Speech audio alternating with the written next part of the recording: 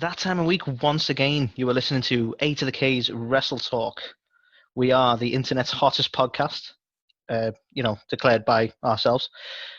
But, Carl, I've got some exciting news before we kick off. Some exciting news. So I reached out to the one and only Hulk Hogan, sent him a little email, and I asked him if he could say a few words. Have a listen to the podcast and give us a little bit of a quote that we could use. And I've had an email back. I haven't had time to read it. I'm going to have to do it, live on the show. I've had an email back, so I'm excited. Are you ready? Yeah. He says, "Your mailbox is full. We have not been able to send this message." It's quite a formal response. You know Yeah. So, thanks, Hulk. Appreciate that. So, as always, guys, you're listening to The Reflection of Imperfection. It's me, Anthony. And I am joined once again by the big Carl Boski. Hey, Carl. Yeah.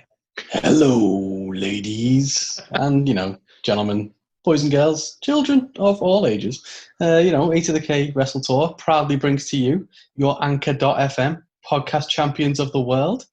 And if you're not down with that, well, we got 2 words for you. Why not? Why not? Why not? Love it. So, as always, guys, we've got the Ringside Report coming up. We'll be talking all the news, rumours, and everything that's been happening in the world of wrestling in the last week. We've got This Week in Wrestling, in which we will discuss the big 4, being Raw, Dynamite, NXT, and SmackDown.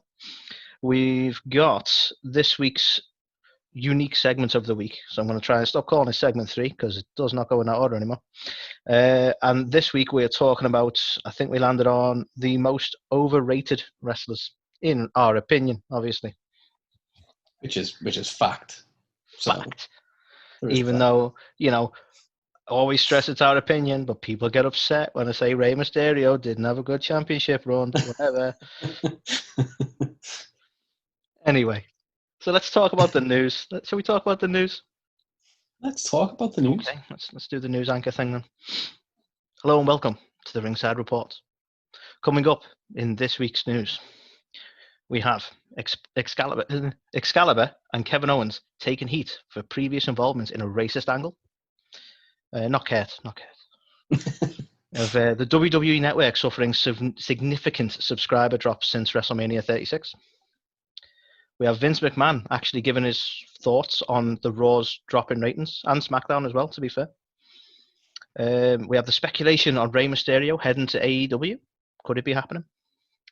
We have the wonderful news of both the Bella twins giving birth to their children within days of one another. We have Roman Reigns making his return to WWE programming. We have WWE, or Dave Meltzer, actually, more accurately, stating that the draft will be returning in October. We have AEW Santana hitting back at a Twitter troll, probably the best term for them. We have Eric Bischoff rumoured to be appearing on this week's Dynamite, Carl. We also have the Good Brothers, or Anderson and Gallows, because I'm not quite sure where they got the Good Brothers name from. I assume Japan. Apparently they're working on AJ Styles returning to Impact. Could we see that happening? And lastly, probably the most interesting one is Dwayne "The Rock" Johnson is buying the XFL, or has bought, to be fair, I think, at this stage. Bloody mental. So we have all that coming up right now. So, Carl, do you want to kick us off with the first one, this somewhat controversial one, actually? Yeah, very controversial. So, Excalibur, who, as you'll probably have seen in commentary on Dynamite, as well as Kevin Owens, have both had some footage unearthed of a show from around 2005 for the independent company Pro Wrestling Guerrilla.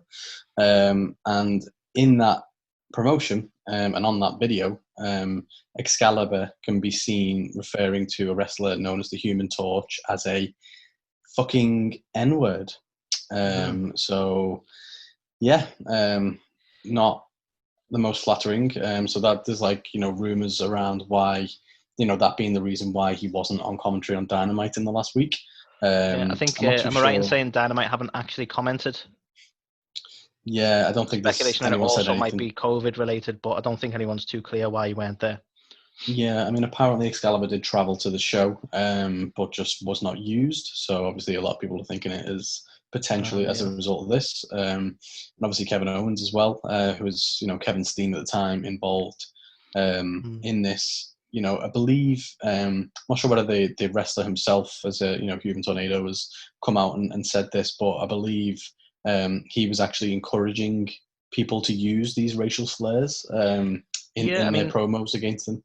certainly from what I read, it was quite not a common thing, but PWG were not shy about doing stuff like this.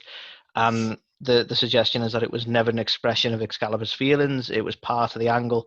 And sorry, it was a Human Tornado. Did you say that the other wrestler involved was all for this being said and all for this angle as part of the storytelling? But again, that's not something that I believe that's information people have found out since. I don't know if he's actually come out and said that, but it certainly seems to be the case that all parties involved weren't particularly offended by this angle. But obviously, the world we're living in at the moment, and the way cancel culture is at the moment. Because I believe this was, am I right in saying this was about 2007, 2008? 2005, I think. So even 2005, even older. further back. Yeah. So this is way, way, way in the past. Not that sort of allows you to go, don't worry about it. It was ages ago. But you think if the Human Tornado was going to be offended by that, it would have been bigger news back then. Is my point. Yeah, I believe since this as well, the actual wrestler himself, Human Tornado, has posted a tweet saying that he Right. supports both Excalibur and Kevin Owens. Oh, brilliant! I I guess. hadn't read that, to be fair, but good. I mean, I say good. It's difficult. I think in some respects, you can't. It's a very sensitive topic. It's a very sensitive word, and it's probably the fault of PWG and everyone involved really to say, well, let's run with this. But I'm leaning more towards Kevin Owens as well, and going like, well, he was actually just sort of complicit to it. He was part of the angle. He was stood there with him, but he didn't actually say anything. But he's also taken a lot of heat from it as well. It's a very unusual one. I mean, I've seen a lot of people defend it as well. I'd be interested to hear your thoughts on it, Carl, because a lot of people are defending it, going, well, it was an angle. Like if you were an actor in a film and it was a period film or something like Django Unchained or whichever, and they'd sort of basically given them the pass to say it, then it'd be fine. But because it's wrestling and because they sort of skirt between reality and fiction, like it's a bigger issue. But at the same time, people are going, well, it's just acting. He's just acting. That's not how he feels. But what do you think on that? Because I think it's probably quite irresponsible for a small promotion to be running stuff like that anyway, because considering audiences, I don't know if PWG have an age rating at all when it comes to their live audiences, but you got to consider, like, it's not something you catch on the big fishes that you wouldn't catch AEW or WWE or anyone running with that sort of angle, even with permission from wrestlers. So I'm very much in now they shouldn't have done it, but at the same time you go, well, is there any defense there to say, well, yeah, they're acting, they're playing a part? I mean, look, it's in poor taste, isn't it? But the thing that kind of stands out for me is, the guy who's being called this expletive and this slur is the one who asked them to do it. So clearly, if it's with those parties, then obviously he wasn't bothered by it, and he obviously encouraged that. So I think it's one of them. Obviously, for the audience, or does anyone else in the audience who would have found that offensive, is not obviously ideal. But I think with it being these these three guys and him actually encouraging them to say that, I think it's one of those. It's as you've said, the way cancel culture is today. It's being kind of revived from well over a decade ago, and it's just one of those. Obviously, in today's world, it definitely doesn't fly. And I'm not saying it ever flew back then either, but no, I think I know it's a different being, animal. So forgive the comparison because I'll take a bit of heat for it. But like, if you do look at it as acting, if you look at films like The Longest Yards being a prime example, you can see Stone Cold Steve Austin dropping the N-bomb in The Longest Yard. Yes, he was playing a role and he was acting, but was Excalibur as well? Where do we draw the line between acting and not acting? Do you know what I mean? Yeah. But hopefully because there's a lot of pressure on AEW by the looks of it as well now, because obviously they took a very firm stance with Hulk Hogan, and they took a very firm stance with not quite the same, but obviously the issues with Sammy Guevara and the like as well. So there should be something, I suppose. Like, as much as I'm like, I think cancel culture's, it gets a bit ridiculous at a certain point, but at the same time, it's like, well, you've already took that reaction with wrestlers who've done stuff many moons ago. So likening it to the Sammy Guevara incident, you go, well, is he going to have to do some sensitivity training? Are they going to suspend him? Are they going to publicly declare that they've done these things? Because they've kind of set that up for themselves now. Yeah, really, because that's the stance they're taking. The Hulk Hogan thing for me is totally different, because he was genuinely racist. Like, it wasn't an angle, it wasn't an act, it wasn't a slip of the tongue or any excuse like that. He just went on a bit of a racist rant. So that, for me, I'm like, well, yeah, take your stance with Hogan, because he was being racist. Where the perception with this whole Excalibur angle is like, well, it was part of a story. Yeah, definitely. And I think, with Human Tornado coming out and, saying he's like publicly supporting them as well, then hopefully it's one of those. It's just an unfortunate thing that's come up from the past, but it's one that, they were all probably pretty silly to get involved in, but it's happened now. He doesn't seem offended by it, and it was what it was. It's a silly thing, and hopefully they can just move on from it. Yeah, with any luck. So it'll be interesting to see what AEW sort of officially say going forward. But like you say, hopefully the appropriate decisions are made and it's dealt with going forward. What do you make of Excalibur as an announcer? Like, not to digress, and I'm not hoping that anything happens to Excalibur in terms of a job, but do you think AEW would be hurt by the loss of Excalibur and possibly the inclusion of someone like Taz, who's got a bit of experience on commentary? Do you think people are going to be upset? Or do you think people are going to notice? Do you think he added enough to the commentary to be missed, as it were? I don't know. I mean, he was kind of. I mean, was he even the color commentator? I don't really know how their commentary team's set up, really. With all due respect to JR, it seemed like he's kind of just there to clarify bits that JR got confused about. Yeah, pretty much. So I don't know. And that's no offense to you, JR, if you're listening, and I know you are, but you can miss a beat here and there. Now you've had your time. You've certainly had your tenure, so that's fine. Get confused by people's names all you like, mates. We love having you there. It doesn't matter. Yeah, exactly. I don't know.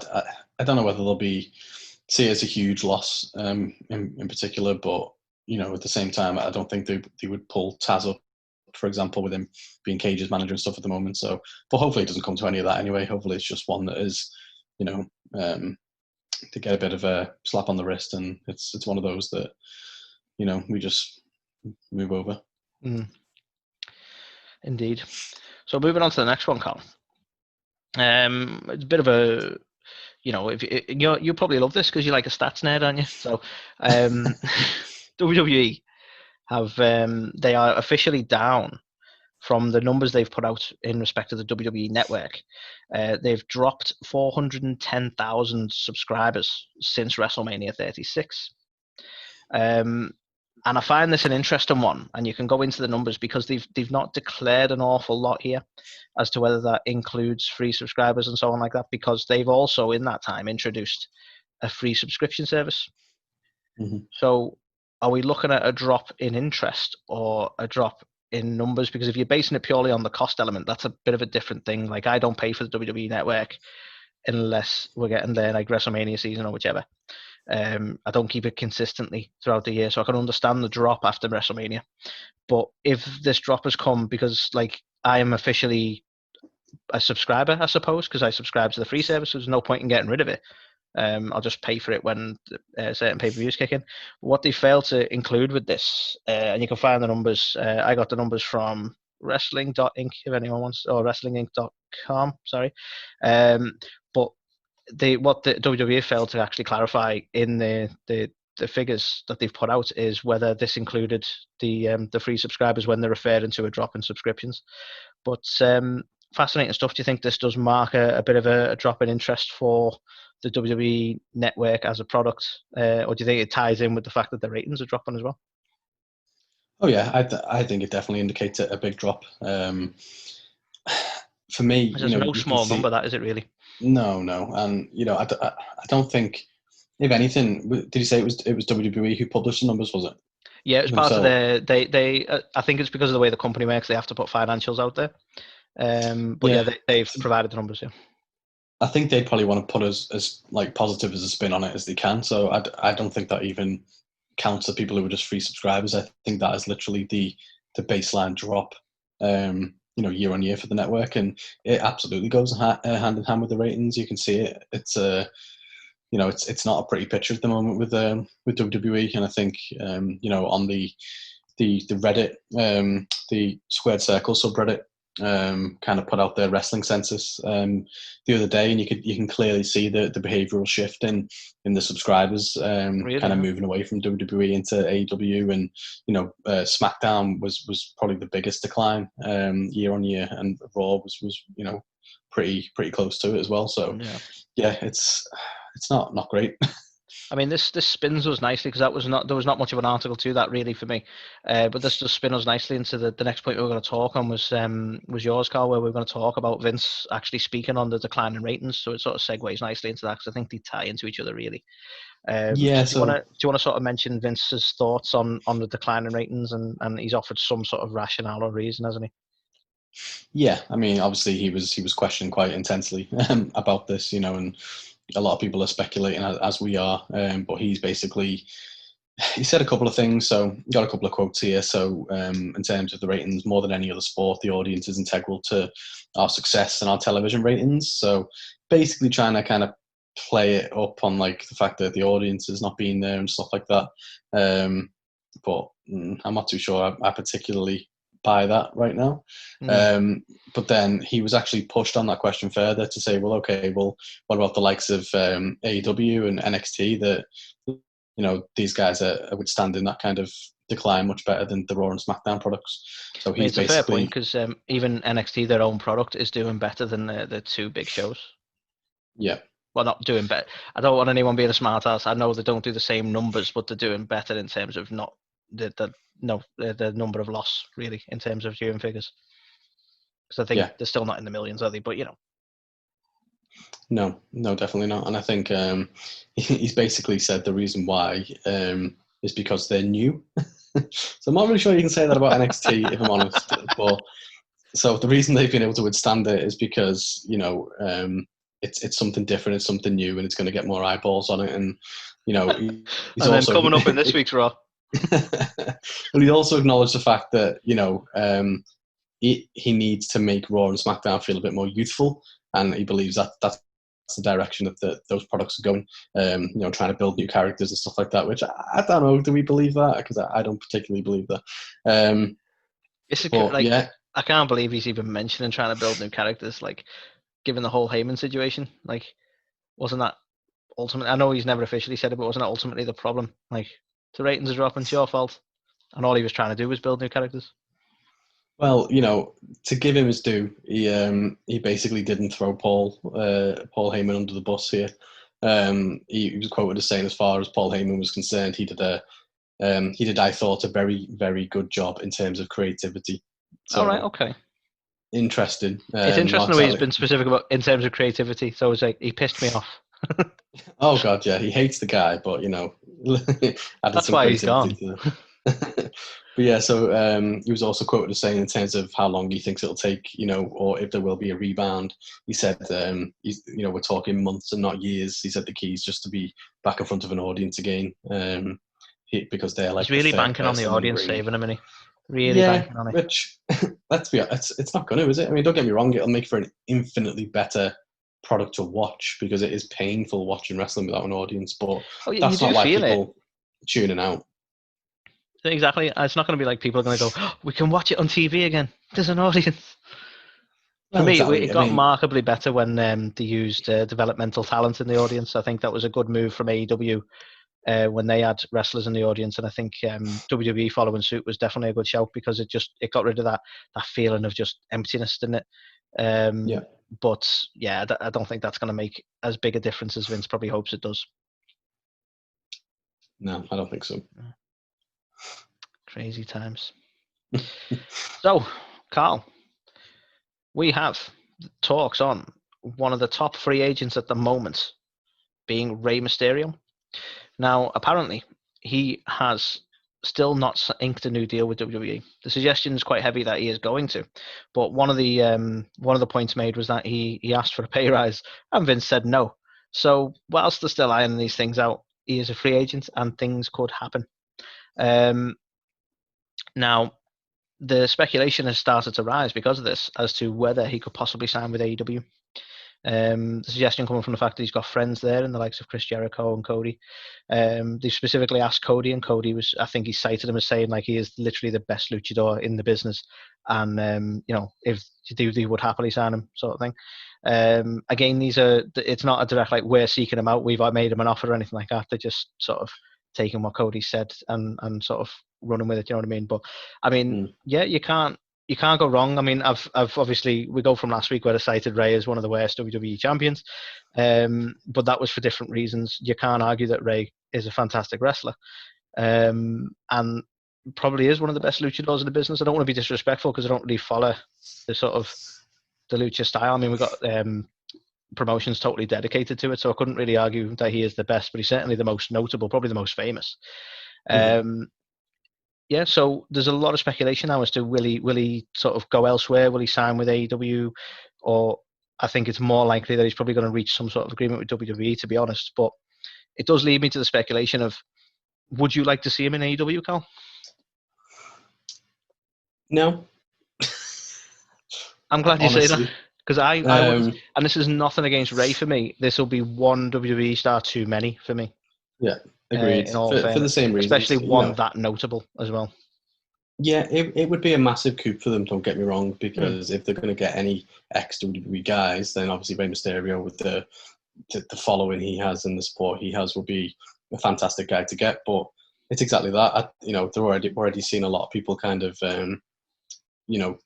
take umbrage to the fact that AEW is getting a lot of ex-WWE talent. They're being quoted as when they founded the promotion saying that it's not just going to be a load of old cast-offs, and it's going to be new talent. The trouble is, we've seen it go wrong. I think this is what puts the fear in me, and it's what puts the fear in a lot of people. We've seen it go wrong with TNA in their early years. Because TNA, don't get me wrong, they're doing really well, actually, at the moment. They're under new management, and they're working really well.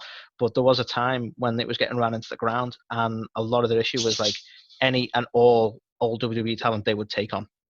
That's why they had Jeff at his worst, if you know what I mean. In terms of drug issues and the like. We saw, I think we saw Hulk Hogan. Did we see Randy Savage?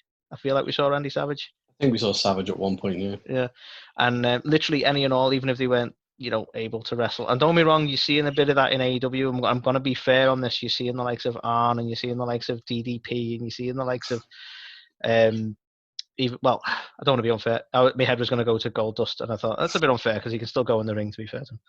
But yeah, for me, there's always that little bit of fear there that are they going to get, because it is a business decision. From a business point of view, you go, well, Rey will draw the numbers. You can't argue with that, But I don't know, that to me would be a sign that they are just about grabbing that talent whenever WWE release them. And I don't mind things like we've seen, not to spoil this week in wrestling, but we've seen Matt Cardona, and I was hyped for that. Awesome, but I don't know, he didn't have the drawing power Rey does, and I don't know. I'm nothing against Rey at all, but I think he's more synonymous with WWE, and he's better staying with WWE for me. Yeah, I mean, as well, I just think Rey Mysterio, he suits that WWE style, really. In AEW, he would have to, he'd have to step up his in-ring game, and he'd probably be relied upon for promos a little bit more. And, the stuff he's been in recently with Seth, he's been really, really bad to watch on the mic. He's not a great talker. So, yeah, I don't know. Don't get me wrong. If he does make it over there... The actual promo work was Seth, wasn't it? So you did make a good point there. Yeah. It's one of them. If they do manage to get him, then obviously, I'm not going to be like, oh, it's one too many, I'm not going to watch AEW or anything like that. I'll obviously watch it. And you give it a fair chance. Use him well. But, yeah, I can't think of anything that I would love to see him do in AEW. So, hopefully not. But, Rey, if you're listening and you do go to AEW, I'm thinking your first bit of merch could be Rey EW. Just throwing it out there. This guy is a marketing genius, I'm telling you. Sign him up. So, Carl, do you want to go through the next one? I believe we've got some great news. Yeah, nice little light-hearted news number is, as we both knew, the Bella twins were both pregnant within, literally days of each other, more or less. And both of them have now given birth, and both of them have given birth to baby boys. And they're actually just a day apart. So that's nice, isn't it? That is nice. Yeah. And obviously, I don't know enough about the other Bella, but obviously Daniel Bryan is the father of one of those kids, so that makes 2 kids for them, doesn't it? And you never know. Yep. Future wrestlers, maybe. Who knows? Well, exactly. It's an interesting one. He might end up, Birdie might end up being a future wrestler as well, potentially. But yeah, I think it's nice, obviously, that they've now got one of each and stuff, Brie and Brian. So that's that's quite a nice one, and obviously Nikki as well with her new partner seems to be like really over the moon with it as well. So yeah, just a really nice little. It's probably been a longer gap than I realized, but like it seems like not that long ago she was with John Cena, but I know that probably was ages ago now. It's just the way I follow wrestling. I tuned in at one point, they were together. I tuned in again, they weren't, but there was probably years between them. I mean, to be fair, has it been about 2 years? I think it has been a little while now, in all fairness. Or has it been 3 years? So I think it might have been 3, actually, because obviously at this year's WrestleMania, Cena was against The Fiend. Was it the WrestleMania before he was against Taker? Yeah, he got ruined by Taker. So then must have been the year before that. He was in the tag team match and he proposed to her afterwards, didn't he? So. Oh yeah, so yeah, fair dues then. Must be around 3 years. Nevertheless, it's nice that she ultimately she's got what she wanted in that sense, hasn't she? Because without speculating on their relationship, I think some of the issue was kids, wasn't it? So it's nice that she's in a happier place, and congratulations to them both. And we have a little tradition definitely in the UK of wetting the baby's head. So congratulations, guys. Congratulations. Oh hey, Asda still crashing. To our American listeners, for some reason we call Walmart Asda. So in case you're like, what's he talking about? Walmart. Right. So the next one's me. Wow. Okay. So Carl, exciting one. Roman Reigns is coming back. He's coming back to WWE programming. He's coming back to R-Truth's game show thing. Ah, okay. Yeah, that makes more sense. Yeah. Obviously, it's one of them. Typical clickbaity thing. WWE like to put it out. I know a few places put it out. Like, he's coming back. He's participating where he can. He's still not coming back in ring. Safety first and all that. You know what I mean? But if obviously there's a lot of people who are big fans of him and they just want to see him interacting with wrestlers again, then Brill. You can see him on. I'm trying to find what R-Truth's game show is called, and all I can see is hashtags R-Truth's game show. But that game show that he has, R-Truth's game show. I'm starting to think it is. It's not something I watch, if I'm honest with you, because R-Truth's a little bit up and down for me. He's a bit Marmite, really, in that sense. Like sometimes he annoys the fuck out of me, and sometimes he's quite amusing. But yeah, I believe it's on the WWE Network, guys. So if you want to get your Roman Reigns fix while you can, he'll be on. I think it's next week's R-Truth. It's actually literally called the R-Truth Game Show. There you go. Easy enough. What it is. So yeah, nice quick one there. But we're going to see a little bit of Roman Reigns, but not as much as you probably would like. That sounded a bit pervier than I wanted it to. Yeah, a little bit. How much of the guy do you want to see? Exactly. All of them. Well, don't call him the big dog for none. Okay, so next one for me. Yeah, you segue away from that one, Carl. So WWE reportedly planning another draft for October. Yep, there's nothing like fucking up ongoing storylines by drafting people. I mean, you know what, right? I don't mind the draft if it's done well. You know what I mean? And there's been a lot of good drafts and a lot of bad drafts. I still laugh, and I don't mean to disrespect Natalia or anything like this, but do you remember when they did a draft? I'm not sure if it was the last one or the one before, and they had it must have been the last one actually, and they had all the network executives like there, so that they were obviously drafting them for their network, and so it was like a big coup and stuff, and they got Natalia, and everyone was going, fucking yeah. Like, you watched the show. Yeah, like, Like, are these people just numbers to you? Because fans wouldn't do that. Yeah. Like, no offense to it, but like, I don't know. For me, I always worry about the draft because they always kind of use the drafts historically, going way back, to fuck stuff up.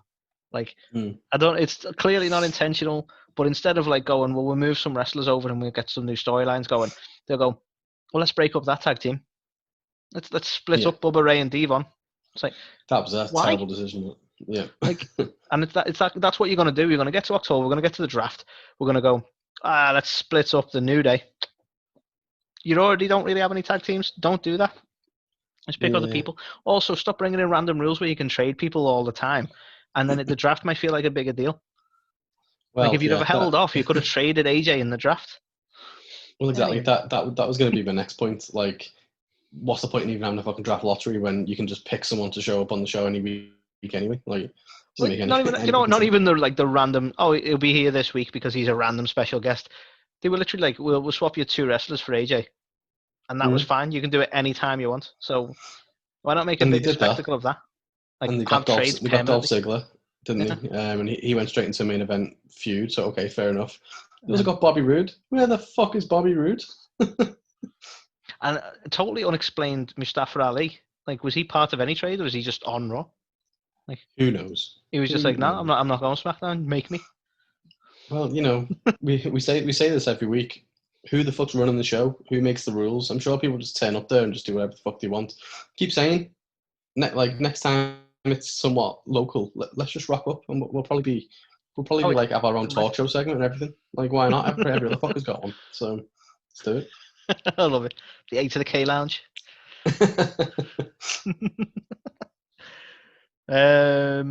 Right, so moving on to the next one then, Cal. So we had a tweet quite recently from Santana of Santana Naughty, not the band, of AEW fame. Now, a lot of people may remember that they were part of TNA way back when. I believe the tag team was called LAX when they were part of TNA. So he's put up a tweet which essentially was like a bit of a promotional poster, AEW logo on it, proud and powerful, and those two. And he's put, the best, prove us wrong, hyping up his tag team, as you would. He had a response from an unnamed Twitter, because I won't name him on the, not that it really matters because you can see the tweet if you want to anyway. And he responded to Santana saying that, I had such high hopes for you when you joined AEW, but you've done absolutely nothing of note, really. Go back to Impact. So Santana's took some umbrage to this, and he's responded to him basically saying he had such high hopes of people understanding the concept of building and patience, but of course you can't put much faith in humanity. Go back to watching wrestling, which is okay, good response. But it does lead me to the reason I wanted to mention it, because all in all it's just people arguing on Twitter. But the reason I wanted to bring it up is to discuss with you the possibility of, do you think any merit in what the chap's saying, that they haven't really done anything in AEW? And do you think that there is with the suggestion from Santana there, that there is a build-up being done there for them as a strong tag team in AEW? I mean, to say that they've done nothing is a bit crazy. They're part of probably the best faction in the business today, in the inner circle. I dare say they're actually a much more fun part than I thought they would be. Oh yeah, definitely. And it's like, what was so great about the work they did in TNA? Like, I never really watched it, but I think they reformed LAX or something as one of it, and it's like, okay, cool, like, awesome. Like, but like, they don't need to be in the tag title scene just because, you know what I mean? Like, they've got a shitload of tag teams, so the stuff that they can be doing that isn't just going for the belts. And for me, I think they've done a really good job. They've been in everything, the Stadium Stampede match and all this crazy shit. Well, they've been involved in so many main event things. It's fair to say that, really. And for me, the way I try and look at it is, I didn't know them in Impact at all, so I'll try not to comment on TNA side of things. But when they've come into AEW, I wouldn't know who they are if it weren't for the stuff they've done with the Inner Circle. I wouldn't have the love for them that I do now as a tag team had it not been for the Inner Circle. They'd have just been another tag team. Like, in all due, I could be totally wrong because we haven't seen them as just a tag team, but what would make them any different to the Butcher and the Blade in terms of being memorable had it not been for the work they've done with the Inner Circle and being built up with Jericho and the like? I'm more fond of them now, and I think had they have been totally on their own, not that any discredit to their ability, but had they have been completely on their own, it would have took a lot longer to be at that point. So I think it's definitely been merited, really. Yeah, I agree. I think, the guy who's saying that is obviously must have been a fan of something that they've done on a tag team standpoint in Impact, but they've done shitload of stuff as part of the stable, so I do think he's got every right to kind of call him out on it and challenge it, because I think they've been enjoyable personally. Yeah, they've been more notable on the card than a lot of AEW talent. Because a lot of people moan about certain people, you only ever see them on Dark, which is a fair point. But I'm sure they have their own methods. But yeah, as I say, just wanted to mention that one because I found it interesting in terms of, because as a tag team on their own, you could argue they've not done a lot. They've not gone for the tag belts or won the tag belts or anything like that. But like you say, there are a lot of tag teams there. So I think the work they're doing is definitely the right shout. Yeah, agreed. Cool. The next one for me, Anthony, is potentially a spoiler for the upcoming Dynamite. So I'm not too sure how I feel about this, but so a guy on Reddit by the username of Space Force One has dropped this big spoiler. So he has previously kind of sat in the upper bowl of the Jacksonville Jaguars Stadium. So he's been able to see some of this stuff as they've been taping it. And he's actually said that Eric Bischoff makes an appearance this week on Dynamite. Now, Jericho did mention that on the upcoming show there would be Orange Cassidy and Chris Jericho with a special guest moderator in between them, so allowing them to kind of talk. But I never expected it to be Eric Bischoff. So yeah, I mean, he's not getting WWE paychecks anymore, so why not? Well, yeah, I mean, don't get me wrong. I really like Eric Bischoff as an on-screen character as well. Oh, definitely, yeah. So I think it's awesome if it is him. But is it a one-off? Is the guy full of shit? Is he making it up? I don't actually know. But it's got me excited to see what kind of part he'd play. I believe this fella's spoilt stuff for AEW before, so that the people are putting some credibility in what he's saying. But then I'm like, well, how well could he see it?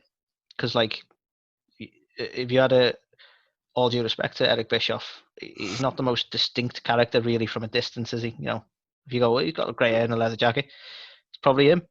You wonder how accurate that could have been. But in all fairness, yeah, he could have. He's not been able to provide any pictures or anything like that, as he's just put the rumor out there. But yeah, so I mean, I'm not going to say he's not right. Yeah, I mean, I don't know the full context. I don't know whether he's just seen someone or whether he's actually seen the show, and he knows it's Bischoff from the fact he's been the guest. Well, that's the thing. Yeah, so. if he's been able to see the show, then yeah, they'll know for a fact, won't he? Yeah, because I believe the stuff he spoiled was from Fighter Fest, I think, where he was in attendance for that show. So yeah. And you see, this is the disappointing thing, because we know that Eric Bischoff is a master of disguise. So the fact that he's been caught out like this is just insane. I would love some kind of throwback to that. Yeah, so that blew my mind. It's probably shit looking back at it now. That blew my mind that was Eric Bischoff, who was the the minister or priest or whatever he was. I was like, where the fuck did that come from? That's crazy. Yeah, it was good though. Yeah. Classic WWE guys. Classic, probably not Attitude Era, but still classic. So my next one, Carl, is the Good Brothers, the OK Brothers, the Alright Brothers, the Gallows and Anderson, the OC, whatever you want to call them. They've recently returned back to TNA, gone back to Impact, Carl. And they've been asked about AJ Styles, the phenomenal one. And basically what they've said in response to people asking about, like, oh, would you like to work with AJ again? Or can you see AJ coming back to TNA, etc.? They've basically said that they're going to talk him back into coming to Impact someday. And that every single day they're trying. Like, they message him every day. They're basically trying to bring him back to Impact. Now, obviously, it doesn't work like that. He's in contract with WWE. But the speculation coming from this is the fact that they're really good friends with AJ, as we know, and they're trying the hardest to get AJ to come back over to TNA, where, to be fair, I think AJ's fame came. I know he was big in New Japan. I don't want to sort of discredit New Japan, but a lot of his fame came from Impact. So there's a bit of, I imagine, homegrown sort of feeling there for him. But do you think that this sort of thing could be the case? Do you think if they work on him enough and when his contract comes up, he might actually look at TNA as an option? I mean, maybe. I don't think he will, though. I think for whatever reason. Sorry, go on. I was going to say it's very unlikely, but he seems to have Vince's ear. He seems to be a Vince McMahon guy, so which is crazy when you think about it. How many years has AJ Styles been on the scene, and you'd never think he'd end up being a Vince McMahon guy. But you could say the same about Daniel Bryan. So I don't think he's going to go anywhere anytime soon. And if he does, I don't think he would go back to Impact. I know there's a bit of nostalgia there, but I think if he was to go anywhere, it'd be either Japan or AEW. Well, I think I was surprised when Gallows and Anderson went back to Impact. I was honestly expecting them to go to New Japan. I think they may have took the easiest option at the minute because they can work Impact now. But even so, it's quite surprising. I think it's an interesting parallel as well to last week because we mentioned the fact that AJ seemed to be all for WWE, and that he was saying that that's how he'd sort of, not necessarily in ring, but he'd sort of end his career in WWE. Or suggesting certainly to that effect. So it's interesting now that we're getting the other side of it. Going, no, we're going to bring him back. We're trying every day. We're going to, and they are very close friends, so they might be able to persuade him. But just because it was the best for them doesn't mean it was the best. They've had a different experience in WWE. So would you want to do that to your friend who's been the top guy or one of the top guys in WWE for that long to go, come over to Impact, join us? It's like, yeah, get less views and less money. Yeah. So. And again, all due respect to Impact, but they haven't got the same viewers or the same merch sales, so he would be taking a loss if he went. Oh yeah, definitely. So yeah, just another interesting one, mate. Another interesting one. So speaking of interesting ones, a little tidbit I saw before that I've thrown in. So WWE have filed 2 new trademarks. I think it was yesterday. So obviously is that one they of the filed trademarks? for. Yeah. So they filed obviously the Hurt Business, which is the name of MVP's new stable, which is fine, makes sense. But they've also filed like a mysterious trademark. So it's actually Just Us as one word. So JUSTUS, Just Us. Nice. No idea what that could be for. Is it like a love child between Festus and Justin Roberts? Who knows? But yeah, Just Us. Bit of miscommunication backstage. I'll file that trademark. Just us. Yeah. But I mean, is there anything come to mind for you? Anyone you can think of that? Yeah. Or I mean, I don't know. I'm wondering whether it doesn't help at all when I say this, but are they sort of spelling justice wrong rather than maybe. Just Us? I don't know. Like, it's an unusual one, isn't it? Yeah, I honestly couldn't connect it to it. But again, it's WWE. Let's be honest. It could be something totally fucking ridiculous. But do you have any speculation on the hair business one? How do you mean? So have they clarified which one that was? Oh yeah, so the Hair Business is the name of MVP's little stable now. He's got within. Oh, is that a definite? Yeah. Yeah. Oh, apologies. So they're called the Hair Business. So yeah, fair dues. I mean, could it be the parallel then to MVP? Could it be the new name for Ricochet, Cedric, and Ali? That's quite possible, actually. Yeah. This does, yeah. I mean, we've been saying for ages they need some sort of tag team name, so why not have a little maybe stable? Yeah, apologies for that. I thought the MVP one was speculative, but now it seems to be the case, doesn't it? Yeah, so that's the only one I can offer, Carl, is that it might be Ricochet, Cedric, and who's it? And Ali. It's a great show. Definitely better than anything I had. So interesting. Indeed. I find it interesting actually because wasn't there a lot of suggestion from MVP that the Nation of Domination was going to be reformed, and the suggestion was going to be MVP stable. So it's like they seem to have just totally veered away from that. I don't know, maybe because it was a stupid idea. Who knows? Yeah, I think. Don't keep bringing up the past WWE. It doesn't work. Well, obviously, I think it's just a case of poor timing as well, isn't it? Obviously, they're trying to do this kind of stable in like a time when we've got Black Lives Matter and stuff trending, and the whole I don't know. Like, to be honest, I feel like a stable like that in today's world would probably be a face stable anyway. So I don't know why they give it to MVP, but I think this is probably going to be the problem, though. You could interpret it so many ways, couldn't you? It's like, for starters, you've segregated a group of black wrestlers in a stable, or you could look at it like you say, like, why are they the bad guys? You know, it's just it's way open to, like, they do need to tread that water a bit carefully, don't they? Yeah, I think there was rumors like that's why Farouk was there the other week, because they were literally going to have him involved in this thing and like bring him in with these guys as like the group. And I think they probably just pivoted last minute and gone, okay, let's not call ourselves the Nation. Let's just go with like the hair business. Probably the best move. Yeah, that is what's best for business. So sorry about that, Farouk, because now you're sort of gone back to being a legend again and not being used. No, yeah. Damn. Nice. That was a really good one as well. It's like he's in the room. So the last one for me, Cal, is The Rock. And why is The Rock in wrestling news these days? Well, I'll tell you, Carl. It's not wrestling related either, so I don't know why I said it like that. Dwayne Johnson and Danny Garcia have bought the XFL. Now, they've bought it along with a company called Redbird Capital, being one of their partners. But obviously, he's the biggest name there in terms of one of the purchases. So we're now seeing the XFL. The XFL has now been saved, Carl. It's no longer... I don't know if they were officially bankrupt at any point ever, really, because Vince sort of was selling it on. But they've been saved. And it makes you wonder whether that sort of celebrity face on it is actually going to be really good for making the XFL a thing. Can we actually get it off the ground? Can he do what Vince never did? That's the question. What do you make of this one? Hell.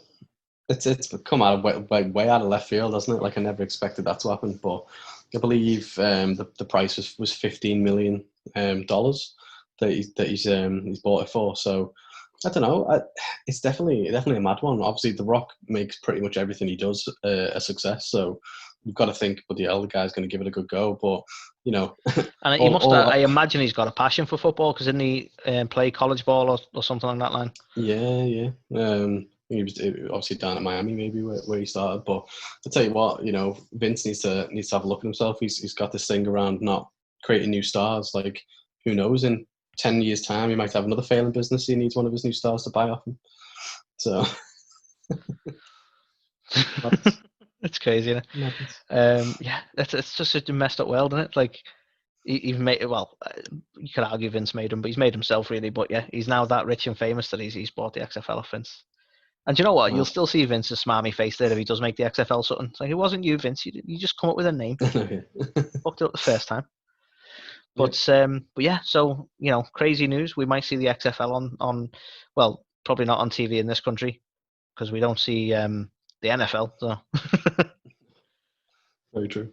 We're too busy taking umbrage to the fact that they call it football. That's what it is. Like, no, we're not going to watch it. Doesn't make any sense. We spend half the time carrying the thing. Anyway.